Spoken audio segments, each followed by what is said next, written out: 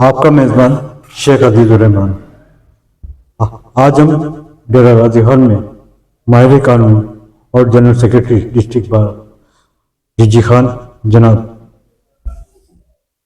खालिद अब्बास गोपांग साहब के साथ आपके चैम्बर में मौजूद हैं। आपको अपने प्रोग्राम कायद का पाकिस्तान हमारी पहचान पाकिस्तान में खुशामदीद कहते हैं। आपसे तमाम मौज़ूआत पर बात करने के लिए आइन कानून क्या है, अदलिया जज साहिबान के खिदमात बुरी तरह मुतासिर है, इंसाफ की फराहमी में मुकदमात इल्तिवा का शिकार जिम्मेदार कौन, अदलिया में और बार के दरमियान, बेंच और बार के दरमियान जो तसादात पैदा होते हैं इसका जिम्मेदार कौन। इसी हवाले से वकला के वेलफेयर के हवाले से बड़े फुकदान पाए जाते हैं। इस हवाले से भी आपसे बात करने की कोशिश करेंगे। आपको अपने प्रोग्राम में खुशामदीद कहते हैं। अस्सलाम वालेकुम सर। वालेकुम सलाम। कैसे हैं आप? बिल्कुल शुक्र, आप ठीक हैं? अल्लाह पाक की रहमत है। हमारे देखने वाले नाज़रीन की आगाही के सिलसिले में आपका तारुफ। जी, मेरा नाम खालिद अब्बास खान गोपांग है और मैं यहाँ तकरीबन 17-18 साल से प्रैक्टिस करता हूँ। सर, वकालत के शोबे की तरफ हम बाद में आएंगे। ये गोपांग जो है ज़ात है क्या? जी, ये बलोच है। गोपांग जो है ना, ये ज़ात है, कास्ट है। तो बलोच कौम है। सर, अपनी इब्तदाई तालीम के बारे में आगाही फराहम फरमाएं। जी, मैं इब्तदाई तौर पर, मेरे अब्बू फूड इंस्पेक्टर रहे हैं, तो उनकी पोस्टिंग होती थी लइये में, अलीपुर में, तो उन्हीं के साथ रहते थे। इनिशियल तालीम तो मैंने लइये से और उसके बाद जो है ना अलीपुर से हासिल की है। तो उसके बाद जो है ना मैंने 9th-10th मैंने गवर्नमेंट हाई स्कूल सरवर वाली से किया है। और मेरा आबाई घर जो है वो हाजी गाजी घर भी है, थाना ड्रामा लगता है उसको। तो उसके अलावा मैंने first year second year FAC जो है मैंने W public school DG Khan से की। उसके बाद फिर मैं government degree college DG Khan से मैंने BA भी किया और BZU मुल्तान से मैंने MA पॉलिटिकल साइंस किया और लॉ की डिग्री भी हासिल की। कौन से सन की बात है ये? लॉ की डिग्री जो लॉ की डिग्री को मुझे हो गए हैं तकरीबन 17-18 साल। अच्छा, तकरीबन लॉ की डिग्री। माजी और मौजूदा निज़ाम तालीम के बारे में आपकी क्या राय है? मैं समझता हूँ कि माजी का निज़ाम तालीम ज़्यादा बेहतर था कि वहाँ आप देखें खताती को भी फोकस किया जाता था। उसके बाद आज तो ये है कि जो ये ट्यूशन माफिया या एकेडमी माफिया इन्होंने तबाह बर्बाद कर दिया है। यानी अब मैं ये देख रहा हूँ कि 9th-10th first year second year में बच्चे स्कूल कॉलेजेस में आते ही नहीं है। वो हाजिरी उनकी हो जाती है, उसके बाद जो है ना वो खैर से बस ट्यूशन सिस्टम है उस पर फोकस किया हुआ है। तो मैं यहाँ आप इस फोरम पे बैठ के ये तवज्जो मबजूल करवाऊंगा कि इसको ट्यूशन माफिया को, एकेडमीज को ख़त्म किया जाए और इनमें बच्चों की और असातिज़ा की हाजिरी को यकीनी बनाया जाए। सर, आप क्या समझते हैं कि निज़ाम तालीम में फौरी इस्लाहात की ज़रूरत है? फौरी इस्लाहात की ज़रूरत है, क्योंकि देखें ना, जब तक हमारा अच्छा माशरा तब बिल्ड होगा जब हम पढ़े लिखी एक नेशन को वो करेंगे। नौजवान आएंगे प्रैक्टिकली तौर पर, वो आके स्कूल कॉलेजेस भी अटेंड करेंगे और उसके बाद यकीनन ये हमारे मुल्क के लिए भी बेहतर होगा। सर, जैसे कि अभी आपने फरमाया कि आपने MA पॉलिटिकल साइंस किया, लॉ की तरफ आने का ख्याल कैसे आया? बेसिकली ये है कि मेरी जो फैमिली है वो पॉलिटिक्स करती है। तो मेरे दादा अयूब दौर में भी मेंबर थे और मेरे अंकल जो मेरे ससुर भी हैं वो फौत हो गए हैं, वो वाइस चेयरमैन भी रहे हैं यूनियन काउंसिल के। तो मैंने भी वैसे ये है कि अपने यूनियन काउंसिल में हाजी गाजी घर भी है, वहाँ चेयरमैन का इलेक्शन भी कंटेस्ट किया हुआ है। तो मेरी पूरी फैमिली पॉलिटिकल में ज़रा इन्वॉल्व है। इस वजह से मेरा माइंड था कि वकालत में हूँ। वकालत सियासत मैं तो कहता हूँ कि ये चोली दामन का साथ है। सर, माजी के कायदे आज़म और आज के पाकिस्तान के में क्या फ़र्क महसूस करते हैं? माजी का जो था और हाल में है थोड़े से बिगाड़ ज़रूर हैं, लेकिन इस्लाह हो सकती है कि अगर हम अपने आप को अपनी इस्लाह खुद करें तो हर बंदा अपनी इस्लाह करेगा तो एक अच्छा माशरा बिल्ड होगा। क्या आपको कैद का पाकिस्तान रोशन नजर आता है? कैद का पाकिस्तान थोड़ा धुंधला जरूर है, लेकिन ये है कि बात फिर वही आ रही है कि अगर हम जो है ना अपने इस्लाहात करेंगे, निज़ाम तालीम, महकमा सेहत, और हर बंदा जब अपना मुहासबा करेगा तो यकीनन कैद का पाकिस्तान जरूर आ जाएगा। सर, ये आइन और कानून क्या है? आइन और कानून ये है, इसी पे ही हमारा जो है ना ये سارا معاشرہ یا سارا یہ چل رہا ہے، قانون انصاف کے تقاضے اسی سے پورے ہوتے ہیں. تو ہمیں چاہیے کہ ہم اپنے آئین اور قانون کو جو ہے نا مد نظر رکھتے ہوئے آگے جب چلیں گے، عدالتیں بھی اور عام شخص بھی. تو میرے پاکستان میں آئین اور قانون میں ترمیم کرتے ہوئے آئین قانون بنائے جاتے ہیں، عمل درآمد نظر نہیں آتا، اس کی وجوہات کیا ہیں؟ اس کی وجوہات میں تو سمجھتا ہوں کہ سیاستدان ہیں. جی. اگر سیاستدان صحیح راہ پہ ہوں تو میرے خیال میں وہ آئین کے مطابق چلا سکتے ہیں. آپ کسی پولیٹیکل پارٹی کا حصہ ہیں؟ جی میں بیسیکلی تو یہ ہے کہ میں لیگاری گروپ سے میرا تعلق ہے، اور لیگاری گروپ کا تعلق مسلم لیگ نون سے ہے. جی. تو میرا تعلق مسلم لیگ نون سے ہے. اس سے قبل بھی آپ نے بار کی سیاست میں جی اس سے پہلے قبل میں نے جوائنٹ سیکرٹری کا الیکشن لڑا تھا آج سے 10-12 سال پہلے، اور اللہ پاک نے اس میں مجھے پہلی مطلب یعنی میں نے کنٹیسٹ میں فتح حاصل کی تھی. جب آپ نے اپنی لیگل پریکٹس کا آغاز شروع کیا تو آپ کے استاد محترم کون تھے؟ جی میرے استاد محترم سردار عثمان شریف ان کھوسا، اللہ ان کو صحت دے، وہ میرے استاد محترم ہیں، اور میرا تعلق کھوسا لا چیمبر سے ہے. کھوسا لا چیمبر، لطیف خان کھوسا صاحب. نسیم خان سے، لطیف خان کے وہ بھتیجے ہیں عثمان خان، نسیم خان ان کے چچا ہیں عثمان خان کے، تو میرے سر وہی ہیں. سر جیسے کہ آپ نے اپنی سینئر سے پریکٹس حاصل کی، آج کل کے نئے آنے والے وکلا اپنی سینئر کی پریکٹس سے ناراض نظر آتے ہیں، آرگومنٹس کے موقع پر بات نہیں کی جاتی، شارٹ کٹ چاہتے ہیں، وجوہات کیا ہیں؟ وجوہات یہ ہے کہ ایک تو سینئرز بھی تھوڑا سا جو ہے نا اپنی پریکٹس میں مصروف ہیں، وہ جونیئرز کو توجہ نہیں دیتے، اور دوسری طرف سے دیکھا جائے تو جو جونیئر آ رہے ہیں وہ ان میں بھی پڑھنے کا جذبہ نہیں ہے. تو میرا تو یہی خیال ہے کہ علم کو بانٹنا چاہیے. اگر یہ سینئرز جو ہیں ہمارے، یہ ڈیلیور ان کو کرنا چاہیے. اور ہمارے ڈی جی خان میں خوش قسمتی سے انتہائی اعلیٰ درجے کے قانون دان ہیں، دیوانی میں بھی ان کا ایک بڑا نام ہے، اور فوجداری میں بھی بڑا نام ہے، فیملی میں بھی بڑا نام ہے. آج کل وکلا کے چند اور بڑے مسائل کیا ہیں؟ وکلا کے جو سب سے بڑے مسائل ہیں، ایک تو یہ ہے کہ اسپیشلی ینگ لائرز ہیں، ان کے لیے معاشی مسائل ہیں. تو ایک تو چیمبر کا مسئلہ ہے، تعداد بڑھ گئی ہے، چیمبرز نہیں ہیں ہمارے لیے. تو میں اس فورم پہ یہ کہنا چاہوں گا کہ ہمارے جو ہے نا یہ چیمبرز نئے بنے. حکومت اور وزارت قانون اسپیشلی اس پہ توجہ دے کہ ہمارے چیمبرز بنے، تاکہ ہمیں چیمبرز مل سکے، نوجوانوں کو اسپیشلی. اس کے علاوہ وکلا کالونی کا بھی بہت بڑا مسئلہ، اور کافی سالوں سے یہ آ رہا ہے. لئیے میں وکلا کالونی ملی، لیکن یہ ہے کہ ہماری جو ہے یہ پیش رفت ہے وکلا کالونی کے حوالے سے. تو اس میں یہ چاہتے بھی یہ ہے کہ وکلا کالونی ملے، لوگوں کو گھر ملے. بہت سے دوست ایسے ہیں جو کرائے پہ رہتے ہیں اور دور دراز سے آتے ہیں.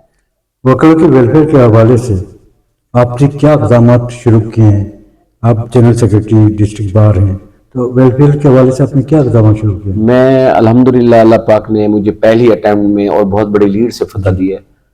تو میری کیونکہ میں ایک جوش اور جذبے سے آیا ہوں، میرے جذبے جمان ہیں. میں نوجوان وکلا کے لیے میں نے کوشش کی ہے کہ کمیشنز ان کو جو ہے نا اسٹیٹ کیسز میں، اور اس کے علاوہ کورٹ آکشنر میں، اور دیگر جو ہے نا کمیشن جو ہیں کورٹ سے، وہ دلواؤں نوجوانوں کو. تو یہ میری کوشش ہے کہ تاکہ ان کو تھوڑا سا بوسٹ کیا جا سکے معاشی طور پر. وکلا کے چیمبرز کے حوالے سے بھی بہت بڑے مسائل، اور صاف پانی کے حوالے سے اس سلسلے میں آپ کی کیا تجاویز ہیں؟ وکلا کے چیمبرز کا میں نے وہی عرض کیا ہے کہ چیمبرز، میری تجویز یہ ہے کہ ہمارا جو نیو بلاک پہ جب بیٹھے ہیں، اس کے سامنے ایک ہے جو پلاٹ ہے جہاں 35 سے 40 چیمبرز بن سکتے ہیں. تو میری فوکس اور میرے دور میں یہ میری کوشش ہوگی کہ وہ میں اپنے دور میں نوجوان وکلا کو دلا سکوں، اور قرآن اندازی کے مطلب طریقے سے اور انصاف سے کہ ان کو ملیں. میری پوری کوشش ہوگی، اس کو میں پرسو بھی کروں گا انشاءاللہ. آپ کے ضلع میں ٹریفک کا نظام پوری طرح متاثر ہے، اسی طرح پارکنگ کے بڑے مسائل پائے جا رہے ہیں. بالکل ایسے ہی ہے. تو ڈسٹرکٹ بار ہو یا ہائی کورٹ بار ہو، ہم نے کراچی سے خیبر تک سفر کر رہے ہیں، ہم نے یہ دیکھا کہ پارکنگ جو ہے عدالتوں سے باہر ہوتی ہے، یہاں تو اندر تک چیمبر کے باہر ٹریفک ہے. یہ اس میں آپ نے 2 سوالات کیے ہیں. پہلے تو میں ٹریفک پہ آ جاتا ہوں. ٹریفک کا نظام جو ہے نا، میرے خیال میں ہم جو ہیں الٹریٹ لوگ ہیں، سادہ لوگ ہیں. تو ہمیں میرے خیال میں ٹریفک کے جو بالا افسران ہیں ان کو چاہیے کہ وہ آگاہی مہم کریں، وہ اپنا کوئی منعقد کریں اس طرح کے معاملات، کہ عام عوام جو ہے نا ان کو کم از کم پتہ چل سکے کہ ہم نے ہیلمٹ پہننا ہے، تیز رفتار نہیں ہونا، ہم نے سیٹ بیلٹ باندھنا ہے. تو اس طریقے سے اگر چلیں گے تو بہتر ہے. اور دوسری تجویز یہ ہے کہ ہم جا کے جب 2000 کا چلان کاٹتے ہیں، یہ اس کا ہیلمٹ نہیں ہے، اگر ہم 2000 کی جگہ لے کے اس کو ہیلمٹ دے دیں تو زیادہ بہتر ہوگا. کہ وہ جب وہ اپنے پیسوں میں ہیلمٹ لے کے جائے گا تو یقیناً وہ پہنے گا. سر بار کی پارکنگ کے حوالے سے پارکنگ کے حوالے سے آپ کا دوسرا سوال تھا, یہ ایک بہت بڑا ایشو ہے میری بار میں. جو 2-3 ایشو ہیں جو اسپیشلی وکلا کالونی ہو گئے, چیمبرز, اور تیسرا جو بڑا مسئلہ ہے وہ پارکنگ کا ہے. جی تو یہ میری ڈی سی صاحب سے 2-3 دفعہ ملاقات ہوئی ہے اس حوالے سے. 2-3 پلاٹ ہیں اس کے اوپر ہمارا فوکس ہے. تو ہم بھی یہی چاہ رہے ہیں کہ یہ جو چیمبرز کے اندر بائک نہ آئیں اور گاڑیاں نہ آئیں, تو چاہ رہے ہیں کہ اس طریقے سے کوئی پارکنگ ہو. ہماری نظر ہے انشاءاللہ ہم کوشش کریں گے اپنے دور میں ایک اچھی پارکنگ دے کے جائیں گے وکلا کو. پاکستان کی ہر بار جو ہے کمپیوٹرائزڈ ہے, بایو میٹرک سسٹم بھی متعارف کرایا گیا ہے, لیکن جعلی وکلا کی بھرمار پائی جا رہی ہے. جی آپ جیسی پروفیشنل شخصیت بری طرح متاثر ہوتی ہیں. جی. جعلی وکلا کی بھرمار کو کیسے روکا جائے؟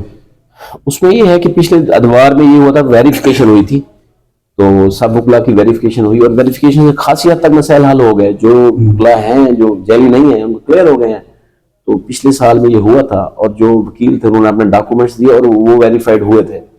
تو میں بھی اس کو کنڈم کروں گا کہ اگر جیلی وکلا ہیں تو اس فورم پہ بیٹھ کے میں یہ کہنا چاہ رہا ہوں بطور جنرل سیکرٹری کہ مجھے ہائی لائٹ کریں, مجھے بتائیں میرے وکلا بھائی یا سول سوسائٹی کے لوگ, تاکہ میں ان کو جو ہے نا عیاں کر سکوں. میں بھی یہ نہیں چاہوں گا کہ یہ کالی بھیڑیں ہوں, یہ بلیک کوٹ کا ایک تقدس ہے, اور میں یہ چاہتا ہوں کہ جو لوگ پروفیشنل وکیل ہیں اور جو بن کے آئے ہیں تو وہی اس پروفیشن کو اڈاپٹ کریں. کالی بھیڑوں کی کوئی گنجائش نہیں ہے. وکلا کی ویلفیئر کے حوالے سے فقدان کہاں پائے جا رہے ہیں؟ وکلا کی ویلفیئر کے حوالے سے پھر بات وہی آ جاتی ہے. ایک تو یہ ہے کہ یہاں تھوڑا سا فیسز کا معیار جو ہے نا تھوڑا سا کم ہے. میں سمجھتا ہوں کہ وکلا کو ایک اچھا ایک طے کرنا چاہیے کہ ایک اچھی فیس وکلا جونیئرز کو ملے. تو وکلا ویلفیئر فنڈ کے حوالے سے میری ایک, جب میں کمپین کر رہا تھا دوست مجھے کہتے تھے, تو میرا ایک ارادہ ہے کہ وکلا ویلفیئر کے حوالے سے کوئی ہم اکاؤنٹ ہم نے کھولا ہے, صدر صاحب نے اور میں نے. تو کوشش ہوگی کہ وکلا ویلفیئر کے حوالے سے ہم کچھ کر جائیں. کوئی وکالت نامے پہ کوئی ٹکٹ ایڈ کر کے, یہ بھی ایک سجیشن ہے کہ اس کی جو آمدنی ہو وہ وکلا ویلفیئر میں جائے. جو بوڑھے ہیں, بیمار ہیں یا نوجوان ہیں, ان کی ہم کوئی امداد کر سکیں. یہ سوچ ہے, اچھی تعمیری سوچ ہے, اللہ کرے عمل درآمد نہیں ہے. عمل درآمد اللہ کرے ہو جائے, لیکن جذبے جوان ہے اور امید بھی ہے کہ کچھ نہ کچھ کر کے جائیں گے انشاءاللہ. بینچ اور بار میں کہاں تصادات پیدا ہو جاتے ہیں؟ کیا قیادت جو ہے بار کی قیادت جھک جاتی ہے اپنی ذاتی مفادات کی خاطر؟ نو ایسی بات نہیں ہے. بینچ اور بار یہ ایک گاڑی کے دو پہیے ہیں. جی تو میں سمجھتا ہوں کہ آپ کو بینچ کے ساتھ اچھا کوارڈینیشن سے چلنا چاہیے. میرا اپنا ایک ویو ہے. جی بہت سے سیکٹریز آئے ہوں گے, ان کا جھگڑا بھی ہوتا ہوگا, کسی کا نہیں ہوتا ہوگا. میں یہ چاہتا ہوں کہ آپ کے انتظامیہ کے ساتھ اور عدلیہ کے ساتھ اچھے مراسم ہونے چاہیے. اس سے فائدہ یہ ہوگا کہ آپ کے وکلا کے کام جائز وکلا کے کام بھی ہوں گے, اور اس کے بعد یہ تصادم بھی نہیں ہوگا. تو میں جیسے میں آج کل یہ بھی آ رہا ہے کہ بینچ جو ہے وکلا کی چہرہ شناسائی کے تحت سنتی بھی ہے اور فیصلے بھی کرتی ہے, نظر آ رہی ہے. نہیں بالکل ایسی بات نہیں ہے کہ ہماری جو عدالتیں ہیں وہ بالکل انصاف پہ مبنی ہیں, اور جو ہے نا وہ چہرہ شناسی والی بات میں نہیں مانتا. جہاں آپ بنتا ہے کہ ان کو ریلیف بنتا ہے, چاہے جونیئر ہیں یا سینئر ہیں, تو وکلا اپنا جج صاحبان دیتے ہیں. اور ہماری جب میری میٹنگز ہوتی ہیں اپنے جج صاحبان سے, تو ہمیشہ یہی ہوتا ہے کہ آپ جو ہے نا جونیئر کو ایک تو تھوڑا سا ضرور کریج کریں.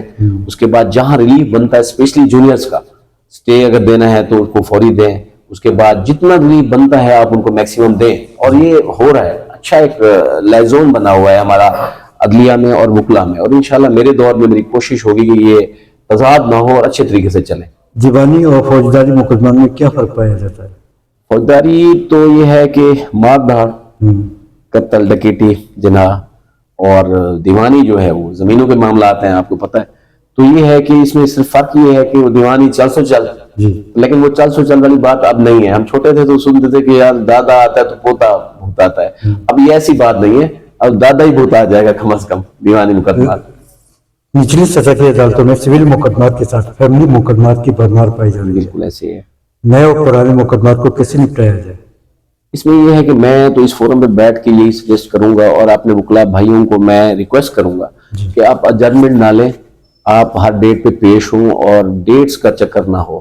کم از کم آپ جب بار اور بینچ صحیح چلے گا, آپ کوارڈینیشن کریں گے کورٹس کے ساتھ, تو یقیناً جو التوا کیسز ہیں وہ بھی جلدی سمجھ جائیں گے, اور اس کے بعد جو ہے نا یہ انصاف کے تقاضے بھی پورے ہوں گے. Chief justice Lahore high court justice Aalia Neelum صاحبہ کا ایک اور نوٹیفیکیشن جاری ہوا ہے کہ 90 دن میں سول مقدمات نپٹائے جائیں. اس پہ عمل درآمد شروع ہوا ہے. نہیں ان کی بالکل ہے نوٹیفیکیشن ہے، لیکن جو ہے نا یہ 90 دن میں تو دیوانی مقدمات میرے خیال میں کوشش کی جا سکتی ہے، لیکن 90 دن میں کیونکہ ان میں طلبی بھی ہے، اس میں پھر ریٹن اسٹیٹمنٹ آ جاتی ہے، پھر جواب درخواست ہے، پھر بحث ہے، پھر ایک مسلینیس کوئی اپلیکیشن آ گئی تو اس کے جواب میں پھر 2-4 مہینے لگ جاتے ہیں. یہ پاسبل نہیں ہے کہ 3 مہینے میں ہو. ہائی کورٹ میں تقریباً 26 لاکھ سے زائد مقدمات زیر التوا پائے جا رہے ہیں. جی سپریم کورٹ آف پاکستان میں تقریباً 65,000 سے زائد مقدمات زیر التوا موجود ہیں. ایسے آپ کے تجربات کی روشنی میں نئے اور پرانے مقدمات کس طرح نپٹائے جائیں؟ وہی بات آ جاتی ہے کہ اس میں صرف کوارڈینیشن ہے کہ اگر میرے وکیل بھائی کوارڈینیٹ کریں گے کورٹ کے ساتھ، ہر پیشی پہ پیش ہوں گے، وکلا کو اپنا لیٹیگینٹ کو امضا کروا کے ڈیٹ ادر نہیں ہوگی، پیشی پر پیشی نہیں پڑے گی، تو اس میں یہ ہے کہ اسٹرائک کا بھی عمل درآمد ہے. تو میں بطور سیکرٹری کوشش میری ہوتی ہے کہ میں بلا وجہ اسٹرائک نہ کروں. جب میں اسٹرائک کرتا ہوں تو یقیناً ظاہری بات ہے پورا ایک سسٹم جام ہو جاتا ہے. تو اسٹرائکس جائز حد تک کرنی چاہیے، اس پہ میں یقین رکھتا ہوں. دوسرا وکیل بھائی اگر ہر پیشی پہ جو ہے نا وہ جائیں گے، پیروی مقدمات کی کریں گے، تو میں نہیں سمجھتا کہ وہ التوا ہوگا. وہ یقیناً جو کیسز ہوں گے وہ جلدی نمٹ جائیں گے. 27ویں آئینی ترمیم کے تحت آئینی عدالتیں قائم کی گئی ہیں جس کے سربراہ جسٹس امین الدین آنی صاحب ہیں. جی بالکل. سوال یہ ہے کہ آپ کے خیال میں سپریم کورٹ آف پاکستان کے جج صاحبان بخوبی خدمات انجام نہیں دے پا رہے ہیں جس کی وجہ سے آئینی عدالتیں قائم کی گئی ہیں؟ نہیں ایسی بات بھی نہیں ہے. تو میں تو یہ سمجھتا ہوں کہ جج صاحبان بھی ٹھیک جا رہے ہیں. اس کے بعد جو ہے نا باقی عینی عدالتیں بھی ظاہری اس وقت کا تقاضا یہی تھا کہ عینی کورٹس بنائی جائیں تاکہ ایک چیک اینڈ بیلنس رکھا جائے. تو میرا خیال ہے کہ ٹھیک جا رہا ہے نظام، بہتر جا رہا ہے. مزید اگر اس میں ہے تو بہتری کرنی چاہیے اگر گنجائش ہے. جسٹس طارق محمود جھنگری، طارق محمود جی.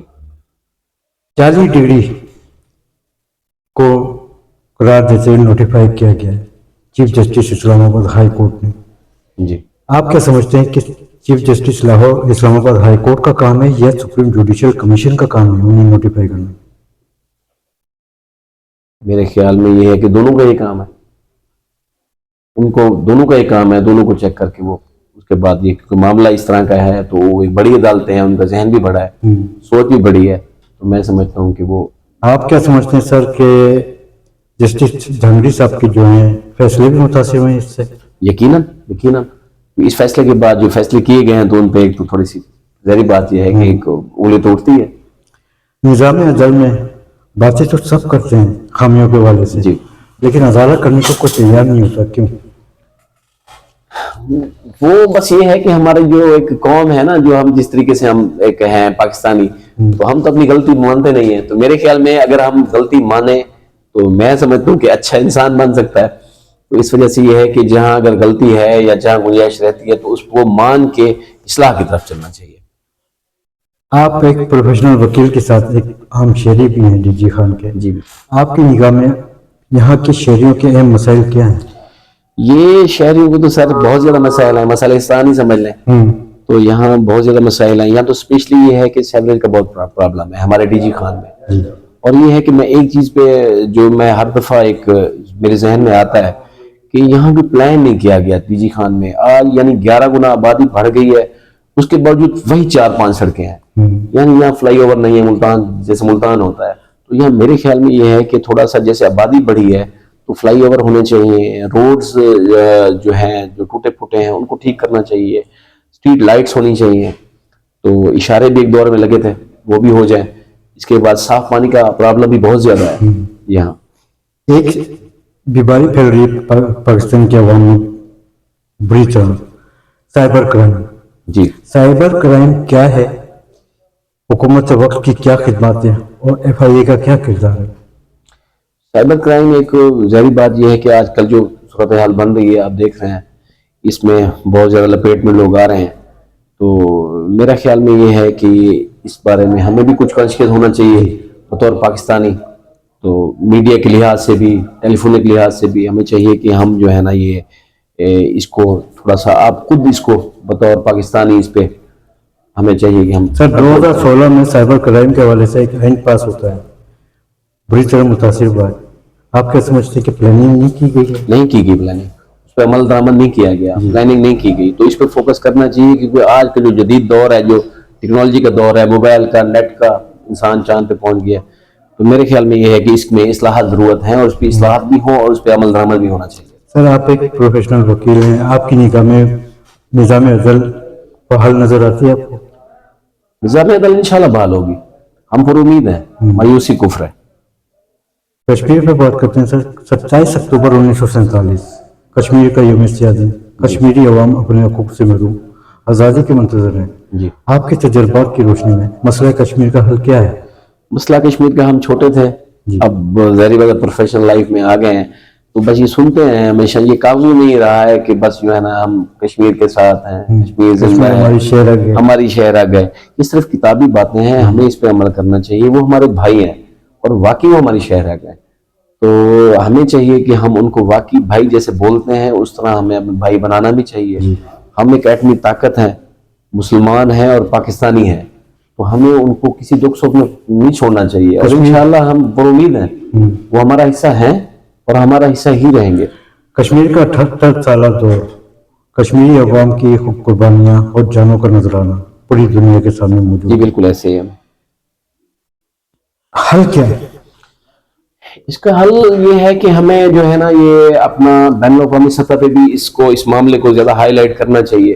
ہمیں صرف زمانی جمع خرچ نہیں کرنا چاہیے. ہماری گورنمنٹ کو اور جو ہے نا یہ سول سوسائٹی ہے, وکلاء ہیں, ان کو چاہیے کہ وہ اپنے بھائیوں کے ساتھ شانہ بشانہ چلیں. ان کے بعد ہر فورم پہ اس کی آواز اٹھائیں کہ وہ انہوں نے قربانیاں دی ہوئی ہیں, ماؤں نے اپنے بیٹوں کو کھویا ہے. تو ظاہری بات یہ ہے کہ ہمیں اگر ہم یکجان ہو کر ساتھ چلیں گے تو کوئی مسئلہ نہیں ہے کہ کشمیر آزاد نہ ہو اور مسائل حل نہ ہو. ہندوستان کا اندھا قانون یاسین ملک جی زندگی اور موت کی کشمکش میں جیل میں قید ہیں. جی بالکل. مشال ملک صاحبہ انصاف کی فراہمی کے حوالے سے در بدر کے دروازے کھٹکھٹا رہی ہیں. آپ کیا سمجھتے ہیں کہ یاسین ملک کو کوئی انصاف مل پائے گا؟ یاسین ملک کو میرے خیال میں انصاف ملنا چاہیے کہ وہ انہوں نے مطلب ایک اچھے لیڈر کے طور پر وہ ابھرے ہیں, اور کشمیر کی آزادی کے لیے انہوں نے ایک بڑا ایفرٹ کی ہیں. تو وہ قید و بند کی صورتیں بھی ہیں, وہ برداشت کر رہے ہیں. تو میرے خیال میں ہم پر امید ہیں انشاءاللہ اللہ پاک کرم نوازی کریں گے, ان کو انصاف ملے گا. اگر افواج پاکستان کی بات کی جائے, فیلڈ مارشل عاصم منیر, وزیر اعظم پاکستان محمد شہباز شریف نے حال ہی میں کشمیر کو اجاگر کرتے ہوئے کشمیر کی آزادی کے سلسلے میں عالمی سطح پر آواز بلند کی ہے. آپ کیا سمجھتے ہیں کہ کاوشیں کام آئیں گی؟ جی میں تو اپنے افواج پاکستان کو سر سلام پیش کرتا ہوں, کیونکہ یہ ہے کہ ہماری افواج ہے تو ہم ہیں. تو سرحدوں کی حفاظت انہوں نے کرنی ہے, اور ہم جو ہے نا ہم اپنی افواج کے ساتھ ہر پل ہر لمحہ ہیں. تو اپنی گورنمنٹ کے بھی ساتھ ہیں, اور وہ صحیح طریقے سے چل رہے ہیں. تو بطور جنرل سیکرٹری میں district bar D G Khan اپنی افواج اپنی گورنمنٹ کے ساتھ شانہ بشانہ ہوں. سر, کشمیر نیوز چینل کی سالگرہ 28 فروری 2026 کو باغ جناح لاہور میں جسٹس عباد الرحمان لودھی صاحب کی سربراہی میں منعقد ہو رہی ہے, جس کے مہمان خصوصی سردار عبداللطیف خان کھوسہ صاحب اور حسن بون صاحب ہیں. اس حوالے سے آپ کشمیری عوام کو کیا پیغام دینا چاہیں گے؟ کشمیری عوام کو میں یہ پیغام دینا چاہوں گا کہ آپ مایوس نہ ہوں, ہم آپ کے ساتھ ہیں, آپ ہمارے بھائی ہیں, اور ہم نے آپ کو اکیلا چھوڑنا نہیں ہے. اور انشاءاللہ ہماری جو نیو جنریشن ہے وہ انشاءاللہ اس زمانے خط پہ جمع وہ نہیں کرے گی. تو گورنمنٹ سے بھی امید ہے, افواج پاکستان سے امید ہے, اور ہر پاکستانی سے امید ہے کہ وہ اپنے بھائیوں کو تنہا نہیں چھوڑیں گے, اور انشاءاللہ کشمیر آزاد بھی ہوگا, اور جو ہے نا ان کی قربانیاں ہیں رہ نہیں جائیں گی انشاءاللہ. بہت شکریہ سر آپ کا وقت دینے کا. Thank you.